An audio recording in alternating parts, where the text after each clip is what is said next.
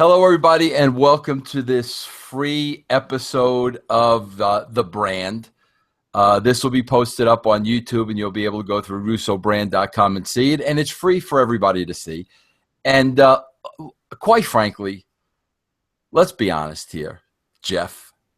What are we being honest about? This wasn't my idea. Like, no, I dread doing this, but this is where Jeff always has my back, because Jeff thought it would be a good idea, because Jeff thought it would be good for business, and it'd be good to, put out a free video. And I agree with Jeff. But see, here's the issue I have. Like, there aren't going to be too many positive things coming out of my mouth, Jeff. And there are times when I just rather say nothing. Like, I'm just being honest with you. Like, I just rather say nothing. So, like, you made the right call. That's why I'm here doing this, because you're right. I like people to see what we do. I like people to see, we're brutally honest. I like people to see that, we don't just have opinions. We give reasons why we feel the way we do. But in some cases, like when I have nothing nice to say, sometimes I just rather say nothing. And like, really, when it comes to TNA, I'd rather say nothing, because it's hard to find positives. But that's okay, because I know the people enjoy the reasons why you don't find positives, and they learn from that. So there's nothing wrong with that, because you're saying why. Yeah. And I actually have a couple positive things to say, so maybe we'll have some differences here. I don't know. All right. Well, the fact of the matter is, I had to watch Impact tonight because I'm interviewing Billy Corgan tomorrow. So Jeff knew I was watching Impact, so he said, let me watch it too, and then we'll do a review. I don't watch Impact. I don't. And this is the truth. I'd say over the last 3 months, I tried probably on 3 or 4 different occasions, and it didn't hook me. It didn't hook me. I had Marty Bell. I interviewed Marty Bell yesterday, and very nice girl. We're BFFs now, Jeff. But I said, give your TNA pitch. Let's promote TNA. Let's get people to watch TNA. And bless Marty's heart, because Marty was basically, her pitch was basically, listen, don't watch TNA 1 week. Don't watch it, like for an hour. Don't watch it for 30 minutes. Give it 4 weeks. Watch TNA for 4 weeks. And if you don't like it after 4 weeks, don't watch it anymore. Bless Marty's heart, but nobody is going to sit through something they don't like for 4 weeks, Marty. I mean, they're just not going to. If I put on a brand new program on ABC or CBS or NBC, bro, literally, maybe I'll give the first episode 30 minutes. If I'm not hooked and I don't like it, I'm out. Like, that's it, bro. Nobody's going to sit there watching something they don't like for 4 weeks. It's just not going to happen. Not with all the choices you have on television today, and it's not going to happen. So that's the thing with TNA, bro. They got to grab people. They have to grab people immediately. When you put on the show, they need to grab you within the first 5 to 10 minutes. That should be their psychology when they sit down to watch the show. They should know we're in desperate need of viewers. If people check us out, we need to grab them immediately. That should be the psychology behind sitting down and writing the show. Go ahead, Jeff. I mean, I agree with what you were saying about people sitting down watching TV. They're not going to give it 4 weeks. But perhaps Marty was smart, where she knows that's going to be on podcast 1. She's speaking to wrestling fans.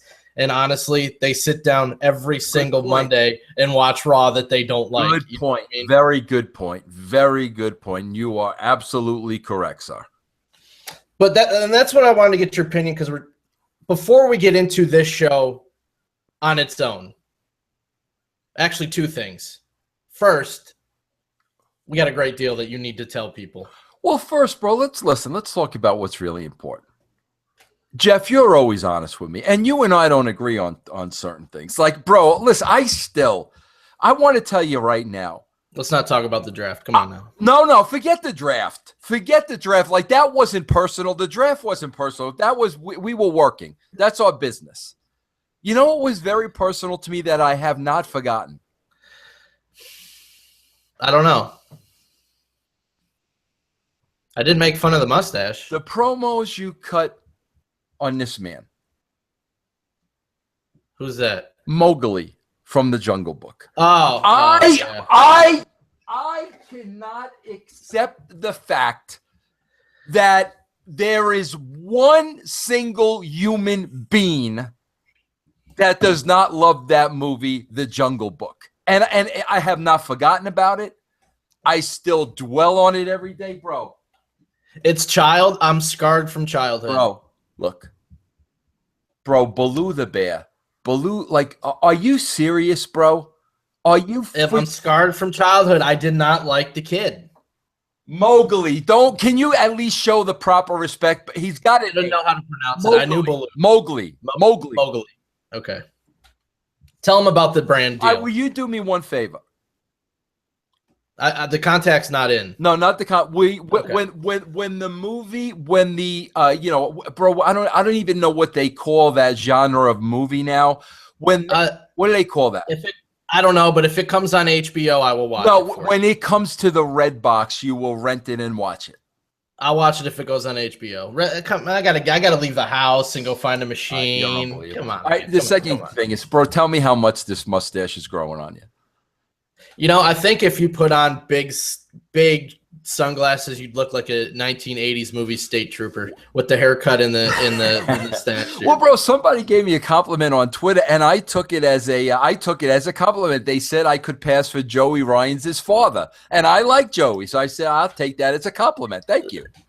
Yeah, I saw that too. Jeff, you give the big announcement. Tell people the big announcement, bro. Listen, if you have never tried the brand, the VIP, ever, we are doing a free month this month for first-time signups. If you've never signed up before, you can do it now. Get your first month free. After that, the $2.95 a month will be the standard rate as usual, 75 cents a week. But there's no commitment, so you can try it for the free month, and if you don't like it, you can opt out whenever you want. But you can do this right now. Go sign up. And Vince, I believe, clarified they don't even need a code word, right? They don't need to go. You go to russosbrand.com. You hit the subscribe button. We've never done this before. We've never given away a free month of the brand, the VIP, before, where you see everything we do on video, and you get it a day before it's on Podcast One, and you also get exclusive content that you don't get on Podcast One. And listen, we got a lot of things in the pipeline, and we can only hit you with one thing at a time. But there's going to be something in the next couple of days that coincides with being a VIP member.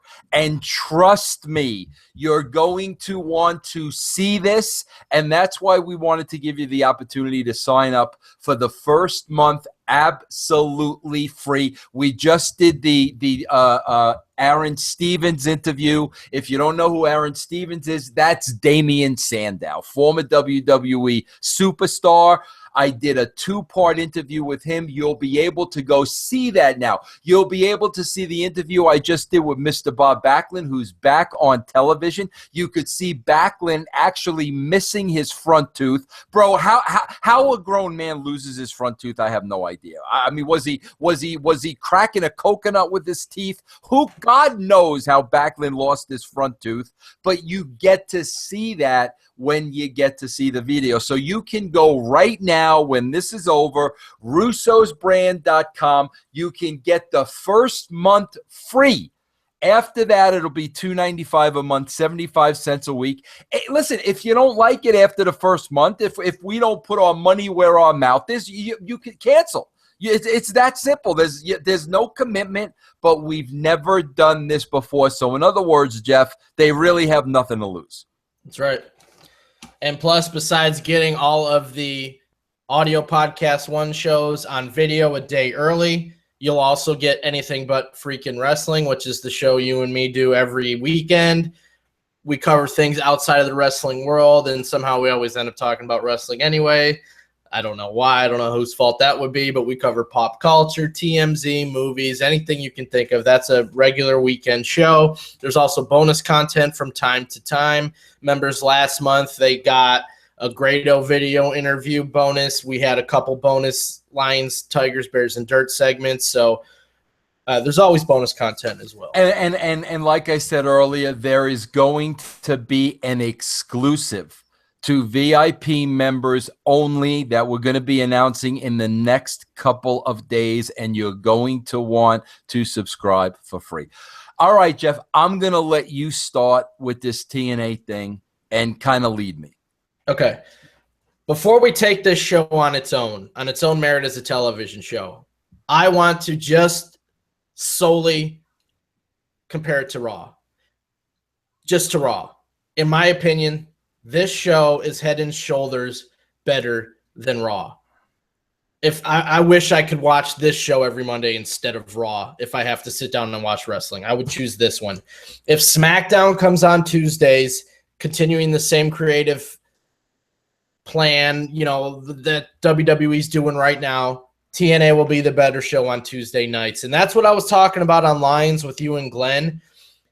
If TNA stays on Tuesdays, and they have even a slightly better show than SmackDown, and people get bored with SmackDown and flip the channels, they're already sitting down for wrestling, they may find this show and they may stick with it. Now, with that being said, there's lots of holes. This show could be so much better. It doesn't appeal to casuals for the most part. But compared to Raw, I would take this show over Raw, man. You know what, Jeff? Okay, let's talk about the positives. I would agree with that statement. I would agree with that statement. And far and away, the effort being put into this show is far and away more respectable than the effort being put into Raw. They are trying. And I give them kudos for that, bro, because that's my biggest issue with Raw. I watch Raw, and I basically say, nobody gives a shit. That's what I say. I say nobody. People wonder why I get upset. That's why I get upset, because I walk away from Raw and I say, how can nobody give a shit when at one time we cared so much? That's why I get upset. Here they care. They're trying. There is an effort being put into it, and there are obvious reasons why they are falling short. And I will get into that. We will talk about that, but I will let you. But I agree with that wholeheartedly. I would rather watch this show than Raw. Far and away, they are putting forward a much stronger effort than Raw. No doubt about it. Hands down. The show opens with Dixie putting EC3 in charge for the evening, and it started off with that. We can't tell who she's talking to. I don't like this. They've done it for years. I complained about this, for the last 2 years. I just don't like the backstage camera, the zoom in, the zoom out, the guy hiding in the corner, peeking on them, but yet they're perfectly mic'd up. You know what I mean? Like, it's just, I don't know. I don't like that. What are your feelings on the way they filmed the backstage? Bro, here was how I felt about that, bro. Like, what was the point of that? He came out a minute later. You understand what I'm saying? So this isn't something we were trying to hook throughout the entire show. Dixie was talking to somebody. We saw his back. Literally 2 minutes later, the guy came out. So quite frankly, I don't understand what was the point of it. If this is something you were trying to milk throughout the entire show to hook an audience, I get it. But it was a tease that was paid off 2 minutes later. So, in my opinion, wasn't really necessary. So the Miracle comes out with Maria, and they want to know who's in charge. EC3 comes out, being revealed, like you said. EC3 is incredible, man. Like, I don't. The WWE dropped the ball with this one. Like, I don't know how you can have. I mean, we see it with Sandow now, but this guy is so phenomenal on the microphone. He can put over crap and make it look great. Which kind of that's what happened here. I mean, literally and figuratively, the whole I'm going to make you be a janitor and you're going to ref and stuff. I didn't like that storyline. I thought that was kind of lame, but EC3 hit a home run with it, I thought. I am a huge fan of EC3s. Okay, bro.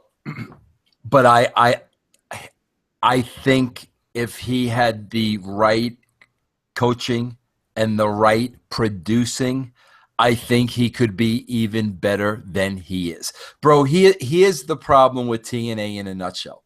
There are two problems, and bro, I got to tell you, if you know anything about wrestling, when you watch this show, you can see what the problems are. Okay, first of all, let's make one thing perfectly clear. You got a roster full of talent that are working their asses off and all trying their hardest, okay? However, you have a roster full of very young and green talent, okay, bro? And when you have young and green talent that in a large effect are being managed by, honestly, bro, individuals who should not be in the spots. They have so much young talent and a miserable lack of leadership, bro.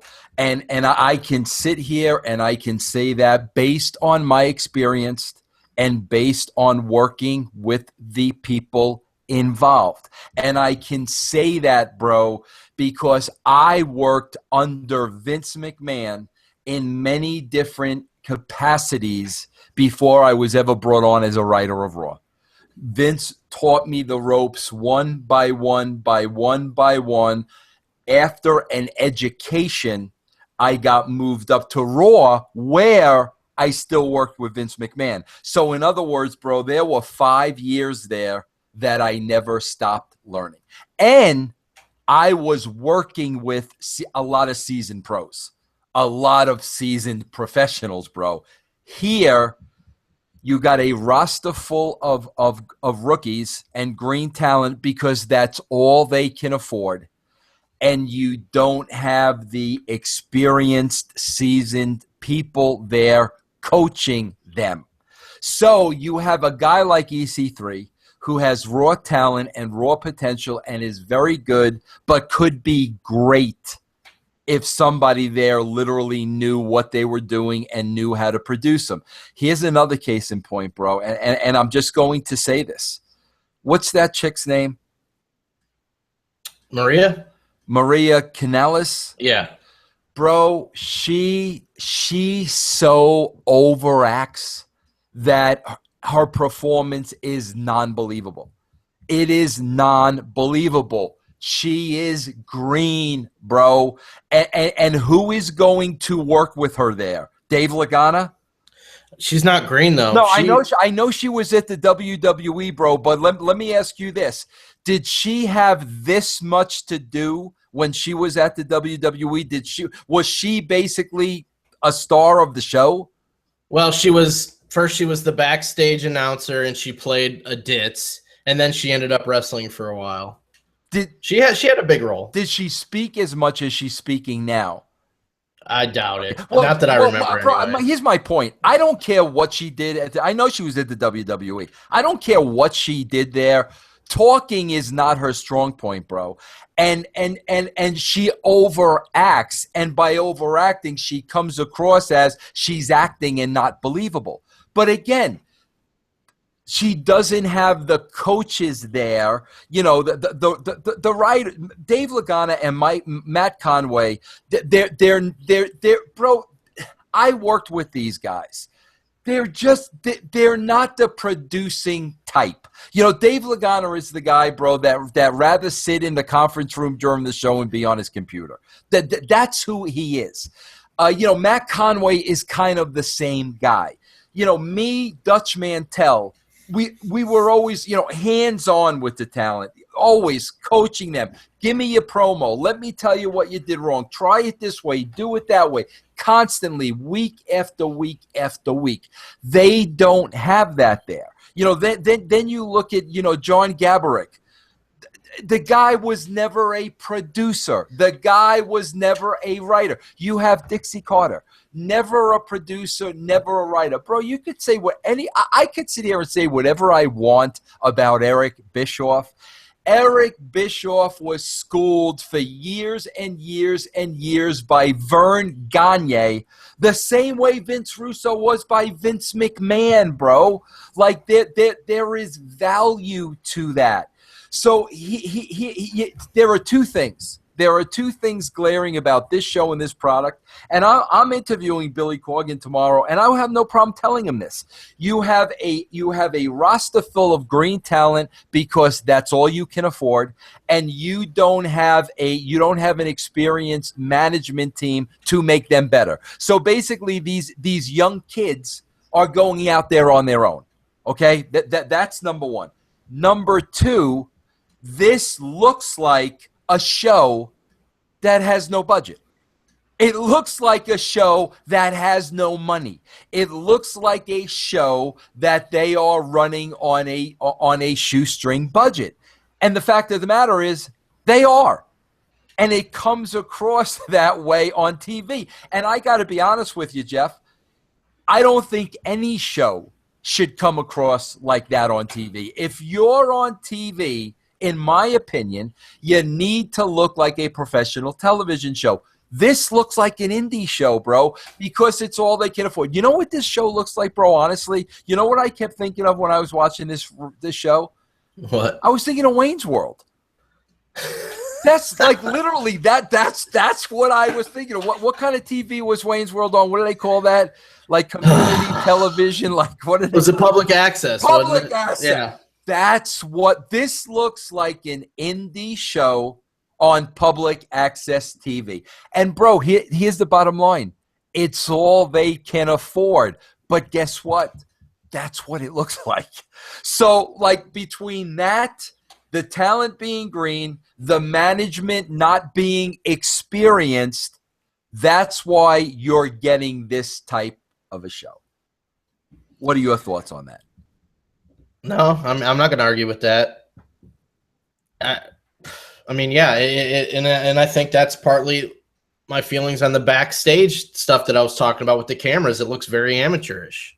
It doesn't look professional. Let me compare that to Lucha Underground. You know what I mean? Yep. But this is the one thing that's a great point, bro. That's a great point. Lucha Underground is a television show with money and great producers. Chavo Guerrero is working behind the scenes. De Joseph, who worked under Vince. He's work. They know what they're doing there. Guys like Vampiro. Great analogy. Now listen. There are some people at TNA that know what they're doing. Al Snow clearly knows what he's doing. My good friend Irish Pat Kenny knows what he's doing. The problem is, bro, there's not enough of those people. And Al Snow and Pat Kenny are agents. So they're spending their entire day going over matches. They don't have they're missing that producer that's helping them with their promos and their delivery to make it sound believable, and the words and the dialogue, they're missing that, bro. But go ahead.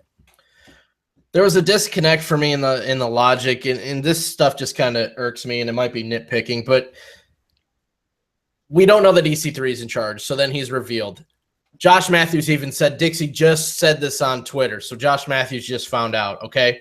So Bobby Lashley comes out, and EC3 tells him, I'm letting Drew Galloway pick your opponent tonight. That's all EC3 says. But then somehow Josh Matthews knows that Lashley is also getting to pick Galloway's opponent, even though EC3 never said this. So that kind of bothered me. Like, how does Josh Matthews know this? You know what I mean? It's stuff like that. And not only that, again, bro, lack of experience, because keep in mind, this is not a live show. So when this show goes back to Nashville, Tennessee, somebody should have caught Jeff exactly what you saw. Then what you do is you get a wire line from Josh Matthews. You cut that line out. Matthews delivers another line. That's exactly what I'm talking about, Jeff. Inexperience. Here's Jeff Lane that is sitting there and can clearly see that from home, but yet nobody at TNA headquarters, when they're producing this show and when they're putting this show together, nobody sees that. Again, lack of experience. What'd you think of the toilet scene? Well, let's back up. Okay, all right. Well, was the toilet scene before the first match or after? Well, see, it was kind of split. Like Galloway came out, cut his promo, and said, "I picked Bram." We went to commercial. We come back with the toilet scene, and then we had the match. The toilet scene was so I mean, it was just so childish, bro. Like, bro, it reminded me of, remember when Eric Bischoff at TNA was busting Jeff's balls and making Jeff do all that stuff? Here's the only problem. It was Eric Bischoff doing it to Jeff Jarrett. Jeff Jarrett used to own the company. There was meaning and meat behind it. And, bro, we had Jeff do several things, throughout the show. It just came across as very childish. But you know what, bro? Like, again, I can't even see past that. Here's what I can't see past. Jeff, we just watched this today for our Attitude Era show. Right. Okay, bro? Austin gets double teamed by Kane and Taker. What does Austin do? Grab a chair. Gets out of the ring, gets an equalizer, gets back in the sheet. Bro, Jeff, if you're Bobby Lashley, okay, unless somebody has a submachine gun, would you run away from anybody? If you were Bobby Lashley, would you run away from anybody? Seeing Bobby Lashley run away from Drew, what's his name? Galloway, because he picked up a chair. Why didn't Bobby Lashley just pick up a chair and have a good old Mexican standoff and then pull it apart? Seeing Bobby Lashley run from anybody, I want to vomit all over myself. And, bro, here's another thing, too. Go back to editing. Somebody there has to protect, whether it's Gaborik or whoever it is, they got to protect Bobby Lashley's character. Let's cut out Bobby running. Let's not see Bobby Lashley run away. That was horrible. Bobby Lashley should not. Maybe a polar bear I could see Bobby Lashley running from. Short of that, bro. And here's another thing I want to say. Okay. Do you notice this, Jeff? Between Storm, between Galloway, between Bram, the fact, bro, again, let's talk about money and dollars and budget. The fact that there's zero money to be put into characters, there's no money. So they all come out as wrestlers. The beard with Galloway, the beard with Bram, the beard with Storm. Bro, if you're watching this for the first time, and listen, that's they need to gain new viewers. If you're watching this for the first time, you can't tell these people apart. I can't tell Drew Galloway apart from Bram, apart from Storm. They all look the same.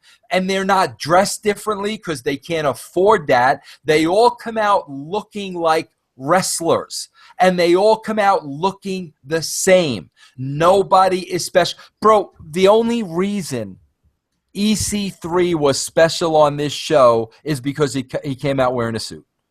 That was it. That set EC3 apart from all the wrestlers on the show. I mean, for God's sake, make somebody shave. Make somebody dye their hair. Make somebody get a haircut. Those three guys, if I'm watching this for the first time, I'm going to get confused and not even be able to tell them apart.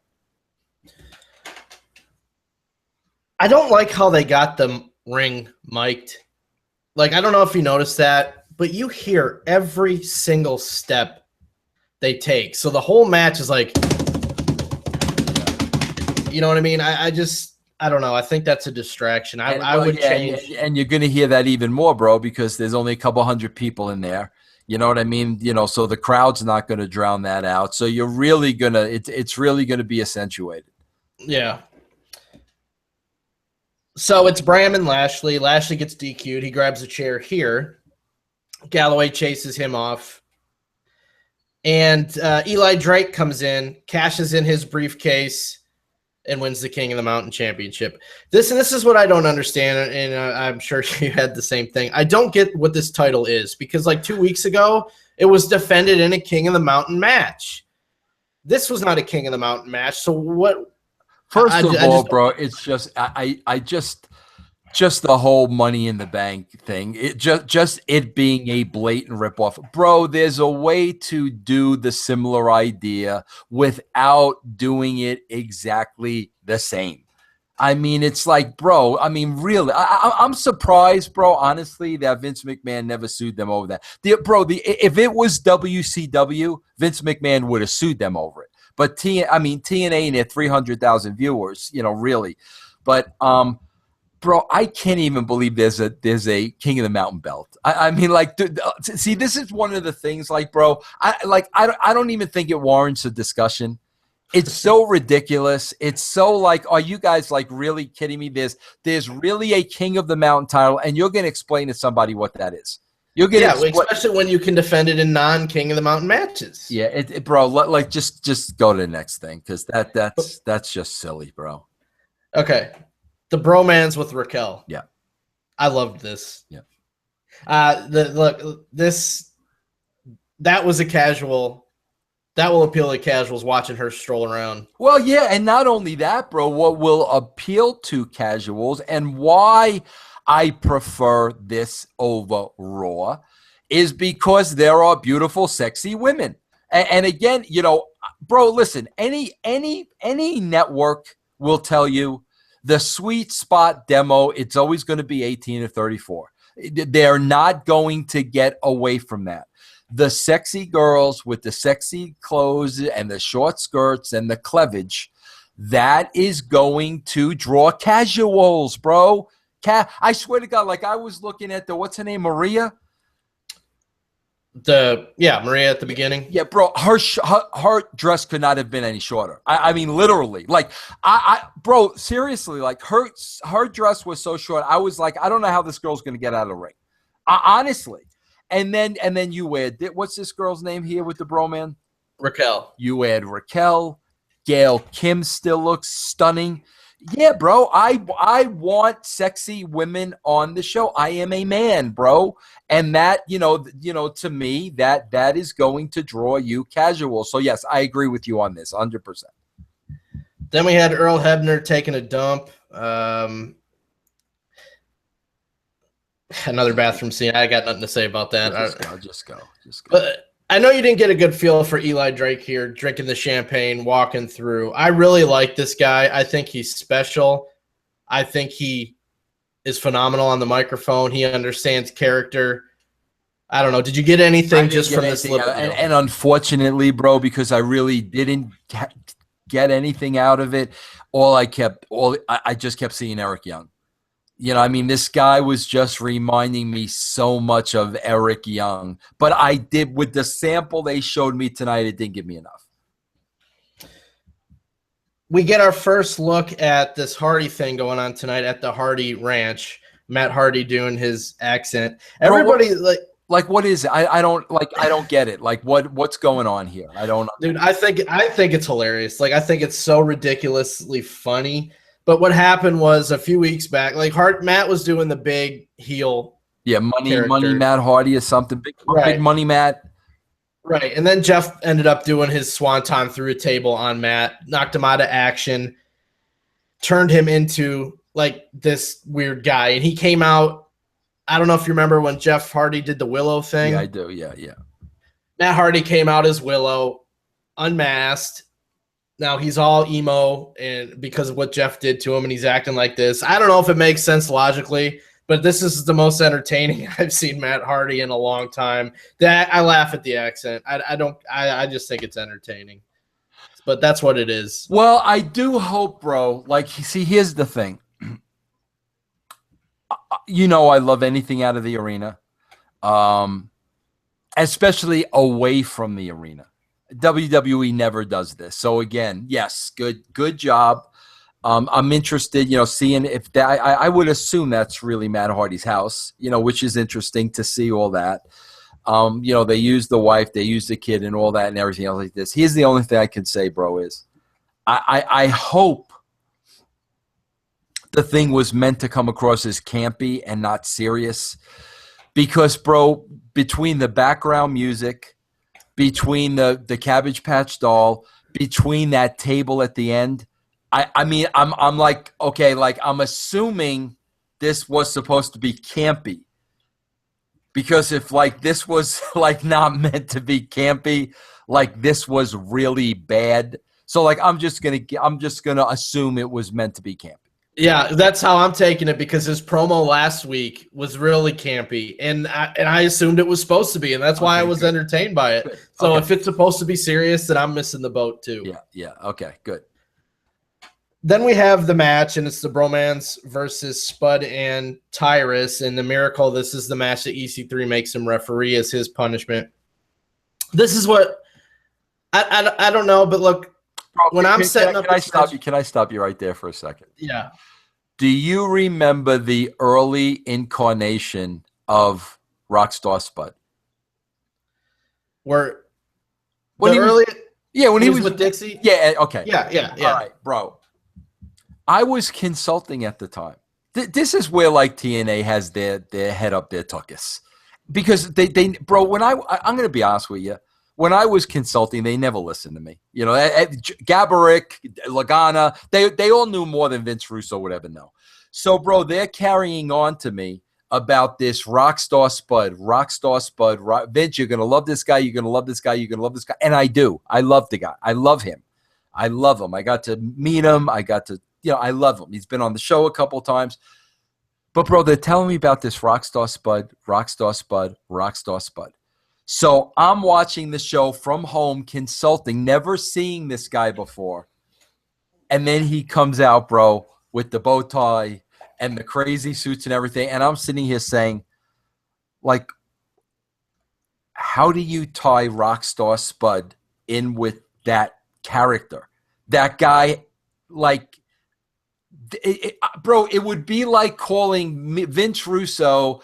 Okay, Vince Russo is now going to be, Ozzy Osbourne.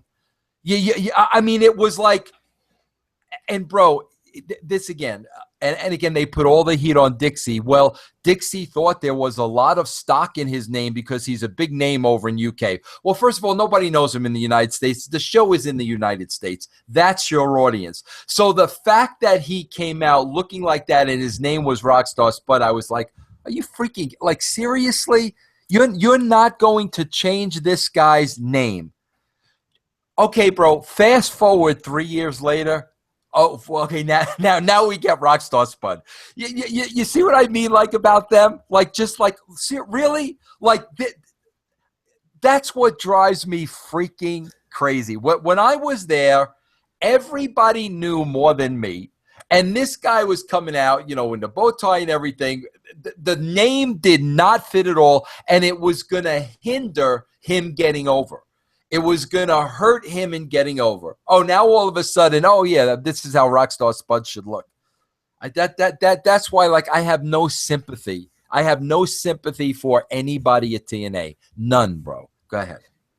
Let me ask you this. Just the match, okay, the Bromans win. But if I'm setting up this match, because when you look at the hard cam on TNA, it's so close, zoomed on the ring, that you can't see the bottom outside the ring. Why wouldn't you put the Bromans in the top corner so Raquel can be seen the whole time? Because inexperience. I just told you, bro. They don't know what they have people that the blind are leading the blind. It's that simple, bro. It's Gabrick and Dixie are running the show. They don't have a clue. What you just said, they don't have a clue. That's why, bro.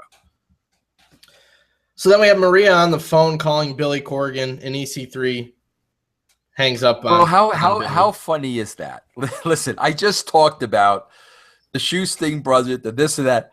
How funny is that Dixie Carter's got to throw Billy Corgan's name around? This is the second time now we're throwing Billy Corgan's name around, and Billy Corgan isn't there. I mean, that right there in itself is like, okay, Billy Corgan's not there because him touring with the Smashing Pumpkins is more important than this show, quite frankly. So that's why he's not there. But that's kind of it in a nutshell. They are. I mean, it kind of made sense. They're doing a storyline where Maria and the Miracle are trying to be buddies with Billy and get power from him. They went to his concert. They went hung out backstage with him. So that kind of makes sense that she was calling him, I think. But yeah, I don't know. Go on, bro. Go on. Okay. So EC3 calls out. I'm not saying it didn't make sense, but I'm saying I'm sure they much rather would have had him there. Oh, yeah, absolutely. That's what I'm saying. Yeah. Yeah, agree with that. So EC3 calls out Maria, and she comes out with Allie and Sienna. And then Gail Kim comes out, and we got a whole thing, and we end up with a tag match. Gail Kim and Jade versus Allie and Sienna. Dude, Allie, I'm a huge mark for this.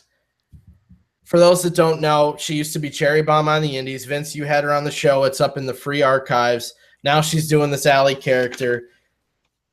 I watched this, and I'm watching her the whole match because she's making the match entertaining for me. Just how over-the-top ridiculous this character is. She's screaming the whole time. When she made this cover and she starts sliding her feet on the mat, I thought that was hilarious. I look at her, and I'm when people done watching the show, they're going to remember her, in my opinion. She made an impression. She maximized her television time. She is unique. She is a character. That's what I like when I watch wrestling. I think people will remember this because of her, and I think she did a really good job there. Yeah. Well, unfortunately, I fast-forwarded through the entire match just so I could see what the finish was, so I did not get to experience Allie the way you did, Jeff. And quite frankly, I told you I would go back and watch, and quite frankly, I had no interest in going back and watching, so I did not go back and watch, but I'm going to take your word for it that Allie was very entertaining. Yeah, you did see her. You saw the promo though before the match, yes, right? I did. Yes, I did. Okay. We get another scene at the Hardy house, and then Miracle again in the ring, and he flips out, and EC3 makes him wrestle James Storm, and then this finish was bad, man. Oh, horrible, Jeff. Horrible, ridiculous. I mean, I'm surprised that Storm let that fly. Like I really am. Like I'm really surprised that like Storm didn't say, "Wait a minute." Yeah, bro, atrocious, just atrocious. So what did you think next was the Al Snow with the Tribunal, his tag team, and the Grado and the Shira stuff? What did you think of this? Bro,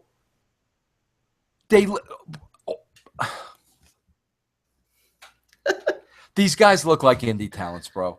It's all they can afford. It's all they can afford. I get it.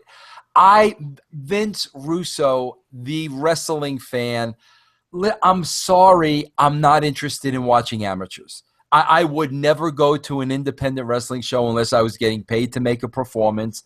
I would never watch an indie show on TV. I would never watch Ring of Honor on TV. I would never watch AAA baseball or AA baseball, or the Continental League in basketball. Professionals should be on television unless it's public access, like Garth and Wayne. Bro, they look like indie guys. Not great. Grado, I like Grado, but Grado is so unique. There's nobody like Grado that looks like him, that talks like him. But the two guys that were with Al, bro, they reek two indie guys. And I'm not interested. I'm really not interested. And again, bro, it goes back to this is what they can afford. You know, there's no Bobby Roode, there's no AJ Styles, there's no Eric Young, because they're getting, 10 of these guys for every Bobby Roode. Well, I hate to break the news to you. I'd rather watch Bobby Roode. I could watch Al Snow all day. Yeah, Al Snow is phenomenal, man. Yeah. Then we get a Braxton Sutter vignette, and this is indie wrestler Pepper Parks. Bro, just go on. Bro, tell me what is the difference between Pepper? Okay, bro. Honestly, I'm watching this, and I thought for a minute, Pepper and who's the Miracle? Mike Bennett. I thought they were the same guy. Bro, listen. Have you ever seen any two more average-looking guys? Bro, I am sorry. Wrestlers should not be average-looking. Bro, Kevin Owens isn't even average-looking. Kevin Owens even has a look, okay? Bro, listen, there are two types of wrestlers at TNA. You either have a beard or you're average-looking. That's like the entire roster. I mean, can we go past Pepper Parks? He's jacked though, dude. Like, good. Now he does have his body has a good look. All right, bro. His body has a good look. Pepper Parks. What did they call in this guy? Braxton Sutter. And isn't he somebody's boyfriend? Cherry Bomb's husband. Okay. Yeah, Pepper, yeah. listen. Let me shout out to Pepper if Pepper's watching this show. Pepper, Peter Piper picked the Pepper. Pepper. This is nothing against you. Vince Russo is a normal looking guy. Well, I don't know. With the mustache, I think I look pretty special right now because only me and Joey Ryan have mustaches. But for argument's sake, Vince Russo is a normal looking guy. Okay, bro. When they put you on a television show, they need to, what's the word I'm looking for, Jeff? Enunciate? Is that what I'm looking for? Like, yes.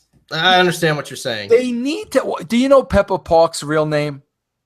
Jesse something. They need, Jesse, I'm talking to you. They need to take Jesse something, and they need to turn him into a television star, bro. That's presentation, that's wardrobe, that's the name, that's the look. That's on them, Pepper. What's his name, Jesse? Yeah. That's not on you. So when I say this, bro, I could put 50 guys in the same seat you were sitting in. It's nothing against you.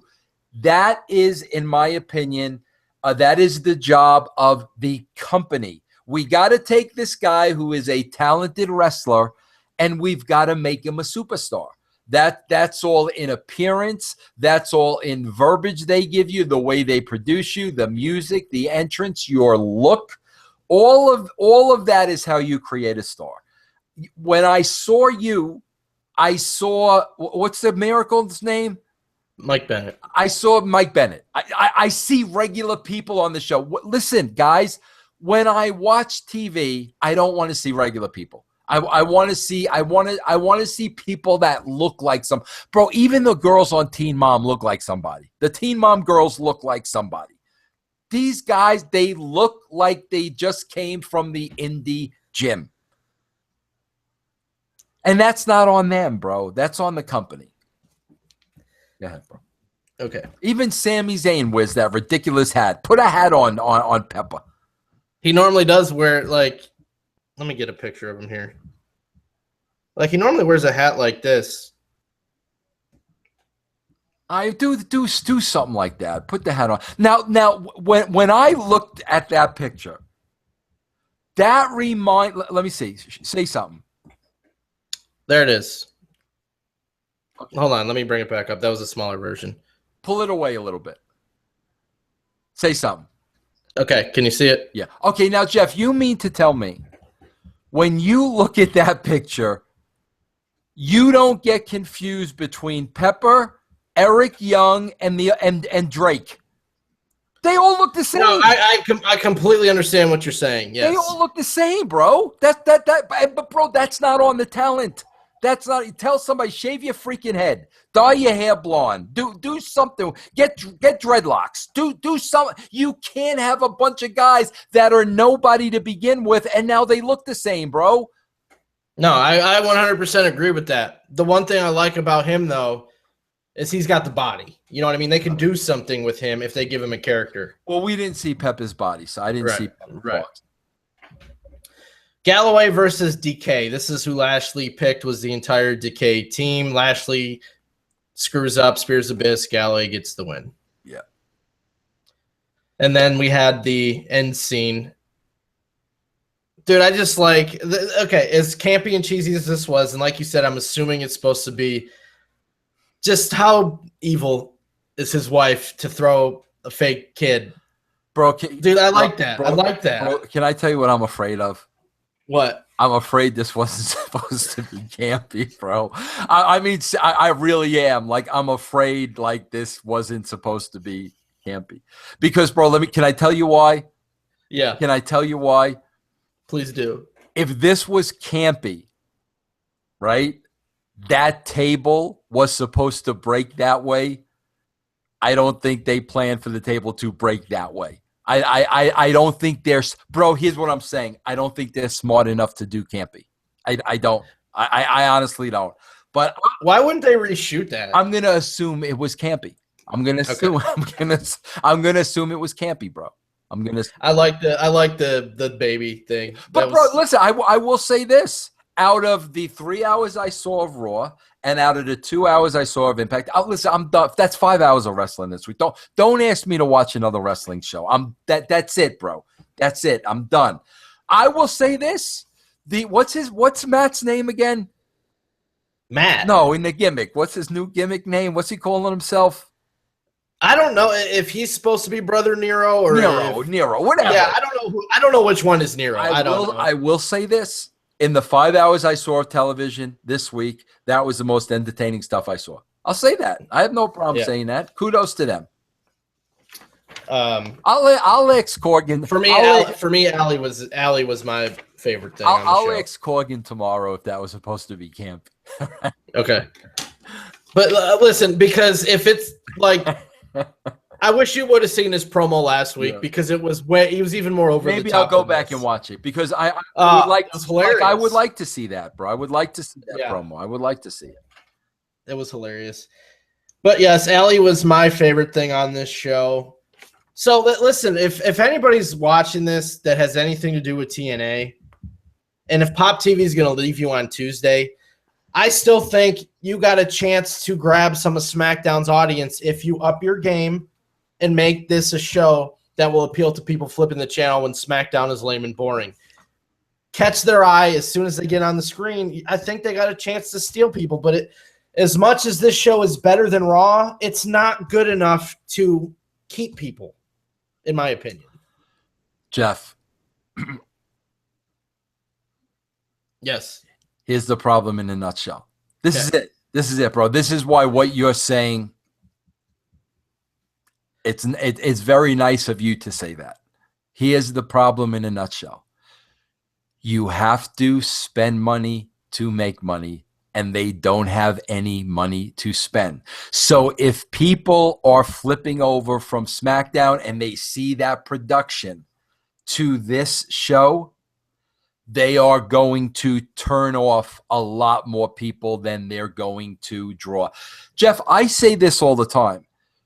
TNA's got about 300,000 views. I'll give them the benefit of the doubt, 350,000. I know we were over 2 million. And, bro, I've never one time sat here and said, oh, we were over 2 million people because Vince Russo was writing TV. No. We were over 2 million people, bro, because we had a main event mafia with Kevin Nash, Kurt Angle, Sting, Booker T, and Scott Steiner. Okay, bro? You had those 5 guys on your roster. Those guys cost money, but guess what, bro? Those guys drew people. So now, like I said, now you're gonna let the AJs go, and you're gonna let the Bobbies go, and you're gonna let the Erics go, and you're gonna let all these people go, and you think, you know, we you know, that's their strategy, bro. Let the higher pay people go and bring in 4 people to replace 1. That's the strategy. The problem is you're replacing them with novices, with not ready for TV people, and there is not the proper management in place to get them ready for TV. That's the problem. So when you're watching SmackDown and now you turn over to this, it's going to look like an amateur production, bro. That's the problem. Yeah, especially with that backstage camera stuff's got to stop. That makes it look like home video coverage. Yeah. You know what I mean? And that's got to change. One last thing, because we didn't even talk about this at all. I really think when you're comparing, because we're always harping on the in-ring stuff. Yeah. And how this looks like professional wrestling. I agree. 1,000,000%, 1,000%. Absolutely. Yes. Absolutely. Absolutely. So I think that's a positive there. And Any also, last bro, thoughts? also, and bro, I used to tell them this till I used to give myself a headache, and they never used to listen to me when I was consulting. Did any match go through break? I don't think so. That's what I used to tell them all the time. You can, yeah. If it did, I totally. You see what I'm saying? But yeah, no, I agree with you 1,000% about the wrestling. The matches did not go on long. They did not go through break. But again, bro, it's like you gotta have the resources. You gotta have the money. This is the television game. You gotta have the money. You're a TV. Bro, do you watch Game of Thrones? Yes. Bro, can you imagine what they spend per episode on that show? Like, I mean, bro, look at Game. Now, of course, it's ridiculous. But Game of Thrones is a TV show. It's on HBO, but it's still a television show. Bro, can you imagine that budget compared to, like, I mean, and what, bro? Everybody knows about Game of Thrones. Everybody talks about Game of Thrones. You got to spend money. And here's what's worse, bro. Not only does it affect the quality of the show, because you don't have the money to make it look professional. This does not look like a professional show. I've seen indie shows that look like this. As a matter of fact, bro, the footage I saw from Ospreay and Ricochet, it looked better than this. That footage was better than this, okay? But, bro, first of all, when you don't have the money to make this look like a professional television show, and then, bro, on top of that, you don't have the money to promote it, what do you have? Like, right. what like, honestly, like, what do you, bro, how can you possibly increase your audience at that point? You don't have the money and the resources to make the show better. By that, I don't only mean look. I mean bringing in Damian Sandow and bringing in Barrett and bringing in guys like that. You don't have the resources for the talent. You don't have the resources for the production. You don't have the resources to properly promote it. Like, so, like, what do you have at the end of the day to increase your audience? Right. Yeah, I mean, I 100% agree with that. Pepper, bro, Pepper Parks. Now, bro, I think can anybody look at that show and my performance on that show? Can anybody look at that show and say, "Oh, Vince Russo is really bitter"? Do you think? No. Look, it's like Vader getting the bitter stuff for what he said. That's just the response from people that don't want to respond to the actual things being said because there's no argument. The points make sense. What Vader said makes sense. What you say makes sense. So when you can't argue with sense, oh, he's just bitter. He's just a hater. That's when that stuff comes out. You pointed out things that you liked on the show. You pointed out the big holes in the show. It's honesty as always, and that's why our audience is growing. That's why our podcast one numbers go up every week, because people can trust that they're going to get honesty when they listen to your show. Yeah. We're not overcritical just to be critical, and we don't overpraise people just to praise people. It's straight out honest. And I got to tell you something, Jeff. This is the God honest truth. I watched Raw. What's today? Tuesday. I watched Raw yesterday. I watched this show today, bro. This is the bottom line. He is. I'll tell you that, and this is a huge difference between the two. When I'm done watching Raw, I'm pissed off, and I'm pissed off for two reasons. Number one, I'm pissed off because you totally wasted the last 3 hours of my life. And I'm totally pissed off because you guys didn't even freaking try. You don't, and when you don't try, what that means to me is you don't give a crap about the fans, and your mentality is they will watch the show no matter what you put on there. That pisses me off. I am genuinely mad when I'm done watching Raw. I wasn't mad after Impact for two main reasons. Number one, they're trying. There is definitely an effort being put forward. They are trying, and the reality of it is they don't have the money to make it good. Like they don't have the money. So like that doesn't piss me off. These guys tried. Listen, I may not think Gaborik is qualified. I may not think freaking Dave Lagana is a great writer, but they tried. They tried to make this a good show. So like I'm not pissed off. I'm not pissed off at all.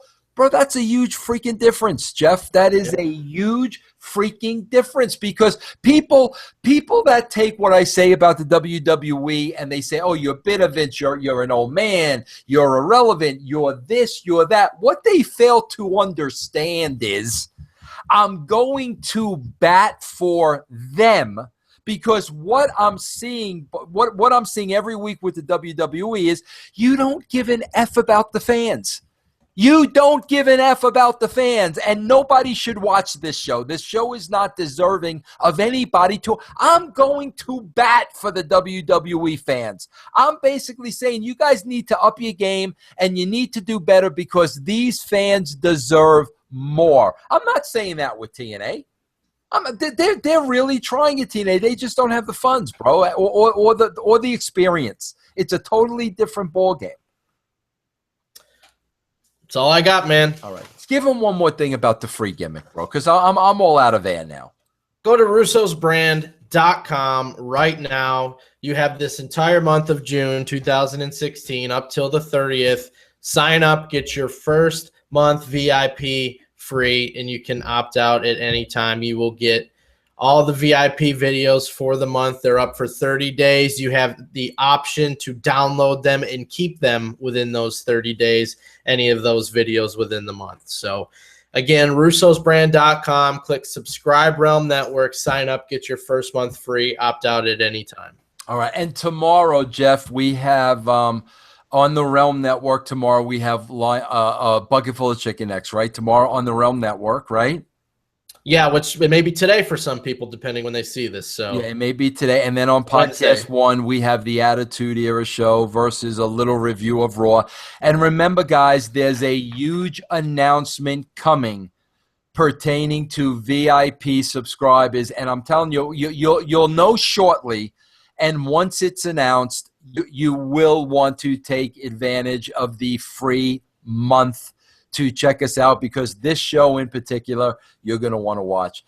All right, Jeff, as always, great job. Thanks for getting me to do this. Thanks for getting me to watch Impact. I'm glad I was able. Yeah, hey, bro, a lot of these things I talked about I'm going to bring up with Corkin tomorrow. I'm just going to tell him, listen, bro, I watched it and this is what I saw, and I'd love to hear what you have to say about that. But anyway, sign up, guys, for the brand. It's absolutely free. You don't like it, you opt out after 1 month. No blood, no foul. We will see everybody here tomorrow. Same bad time, same bad channel.